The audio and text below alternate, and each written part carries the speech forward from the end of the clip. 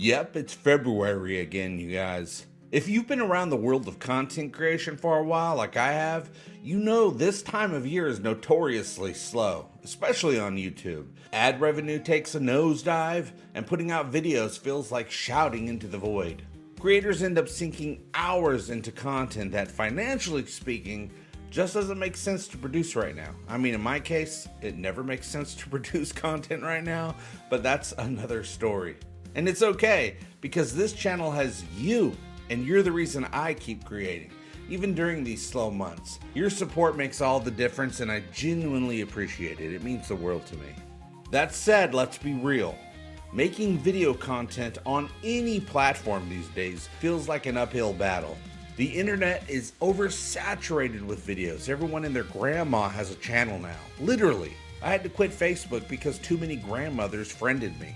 And now they're all uploading content too? And let's not even talk about the endless sea of mukbangs, TikTok dances, and whatever fall of humanity content ASMR videos are trying to be. Then there are the people just staring at themselves in the mirror, phone blocking their face, saying nothing, just looking. Not sure if they're desperate for attention or if the algorithm is just rewarding quantity over quality. But here we are.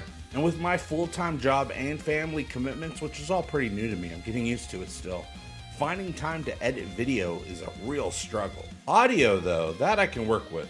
Talking. Oh, I love talking, you guys know that, especially when it's about something I'm really passionate about. So let's try something new. A short form podcast. Something quick, fun, and focused. Maybe that'll shake up February a bit.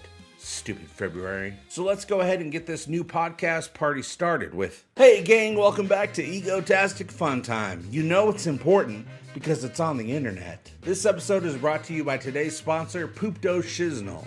I take Poopto Shiznol when my insides stink. So today I want to get into the streaming wars, a battle where no one wins. You remember when streaming was supposed to make everything easier, when Netflix was the only name in the game, and you could watch whatever you wanted without commercials, without cable bundles, without stress? Yeah, that was nice, that was peaceful, but peace never lasts. I originally cut the cord back in 2008, and I've never missed cable television even a bit. Cable is just another type of scam, but we can save that for another time. But now we live in the age of the streaming wars.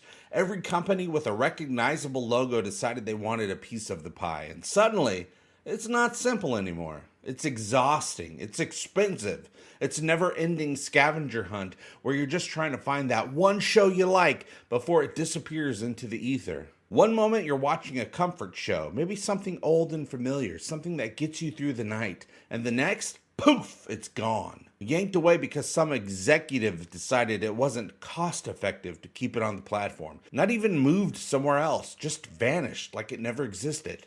And the worst part is you paid for it. You paid for the privilege of watching something they can take away anytime they feel like it. Used to be you bought a DVD and it was yours. No one could snatch it out of your hands in the dead of night. Now you pay for access, not ownership. And that access, it's fragile. Then there's the chaos of navigating it all. Remember when you knew where things were? Now every time you want to watch something, you gotta play detective. Is it on Netflix? No. Maybe Hulu. Oh wait, they lost the rights. It's on Max now. No, scratch that. Peacock. Yes, it's on Peacock. Wait, they took it off. Guess I'll never see it again. And let's talk about cost. Remember when streaming was supposed to save you money?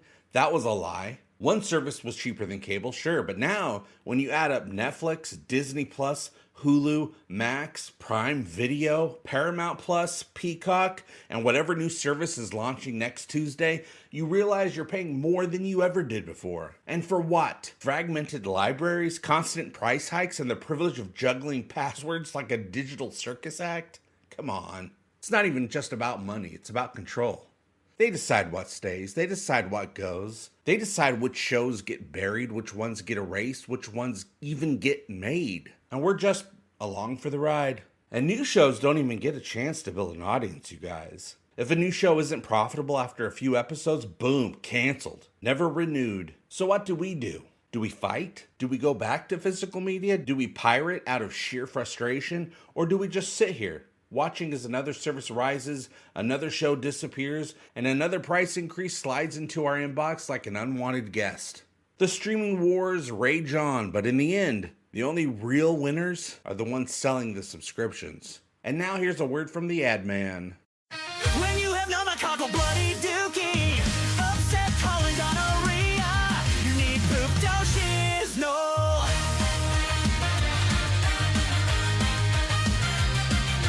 Ask your doctor if Poopto Shiznol can fix your nasty hole right up.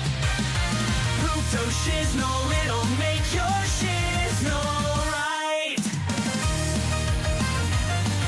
You need Poopto Shiznol.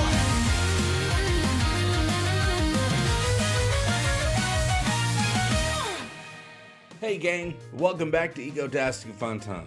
I don't watch as much television as I used to now that I'm on a mission to follow my passion and keep creating content. I love doing it. It's the only thing that fuels me.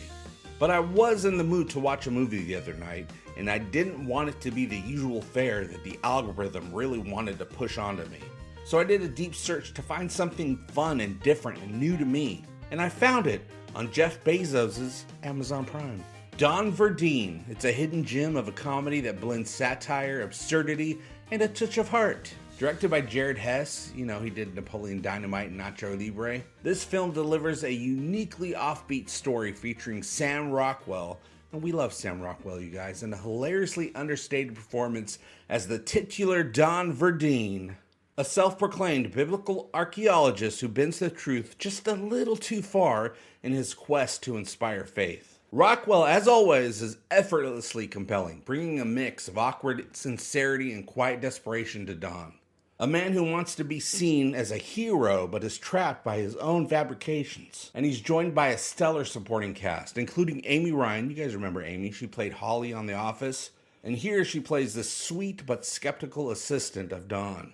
We got Jermaine Clement as an over-the-top scene-stealing businessman with a ridiculous Israeli accent. And you guys remember Jermaine as one of the creators of What We Do in the Shadows. He was also starred in as one of the vampires in the original film What We Do in the Shadows. And then we have Danny McBride. Everybody knows who Danny McBride is. I think they're coming out with a new season of The Righteous Gemstones. He's one of the stars of that show. He's in a bunch of other stuff too, but he plays a shady preacher funding Don's increasingly questionable discoveries. And what makes Don Verdean so enjoyable is its dry, deadpan humor. The director Hess has a knack for creating characters that feel both ridiculous and oddly relatable. And this movie is no exception. It takes aim at blind faith, the commercialization of religion, and the lengths people will go to in order to hold on to their beliefs, even when the evidence is paper thin. But rather than being mean-spirited, the film manages to poke fun at its subject matter in a way that feels lighthearted and silly rather than cruel. Now, the pacing is slow at times, and the humor won't work for everyone. But for those who appreciate quirky, offbeat comedies, Don Verdean is a delightful watch. It's a fun ride through deception, misplaced ambition, and the absurdity of self-importance. All anchored by another fantastic performance from Sam Rockwell. I don't know what it is about Sam Rockwell, you guys. I just love the dude. Anything he's in, I don't know why. I'm just glued to his performance. Even if it's just an interview on a late night talk show, I'm just like, boom, there's Sam Rockwell. I like that dude. And if you're a fan of Hess's previous work or just looking for a different kind of comedy, this one is definitely worth checking out. And now here's a word from our sponsors. When you have pneumococcal bloody dookie, upset colon gonorrhea, you need Poopto Shiznol. When you have pneumococcal bloody dookie, upset colon gonorrhea.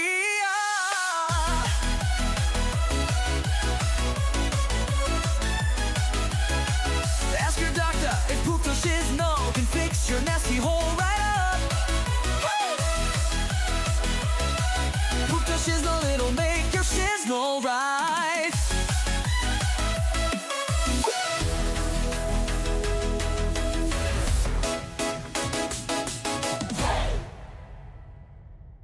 Wow, my insides smell much better these days, you guys. Thank you, Poopto Shiznol, and thanks for being a sponsor of Egotastic FunTime. Now let's get back to this freaking podcast. You ever notice how some stories just disappear? Like 1 minute they're everywhere, your feed is full of blurry videos, breathless captions, people freaking out in their cars saying, "What's that? What is that?" And the next, boom, gone, vanished. like it never even happened. Case in point, the mysterious drone phenomenon. Remember that? It wasn't very long ago. The fleets of glowing, hovering objects people were losing their minds over. Unidentified, they'd said. Coordinated, they said. Alien, they really wanted to say, but stopped just short because even they knew it sounded ridiculous. And for a hot minute, it was all anyone could talk about, until, of course, they stopped talking about it.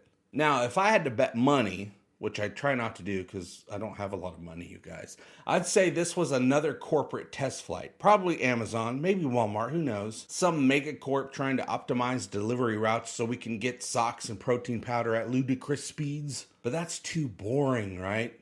The conspiracy crowd doesn't do normal. They want the big story. They want secret government projects, shadow wars in the sky, reverse engineered alien tech.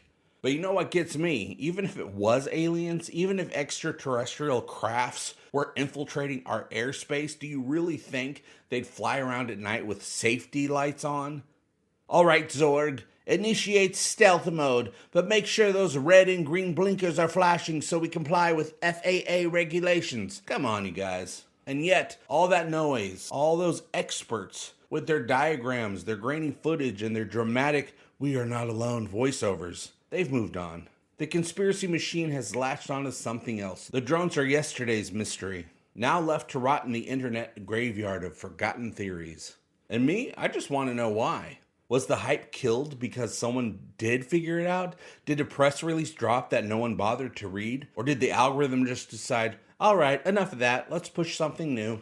Whatever the case, the drones came, the drones went, and the internet conspiracy machine keeps rolling. But I'll tell you one thing, when the next unexplained phenomenon pops up, I'm saving all the videos, because if history tells us anything, it won't be long before that story disappears too. Okay, that's it. That's all I wanted to talk about today, and I talked about it. And everything I talked about today must be important because it's on the internet. Thanks for liking and subscribing to my dumb content, you guys. I'll see you very soon, and I hope all your times are egotastic fun times. Love you, bye-bye.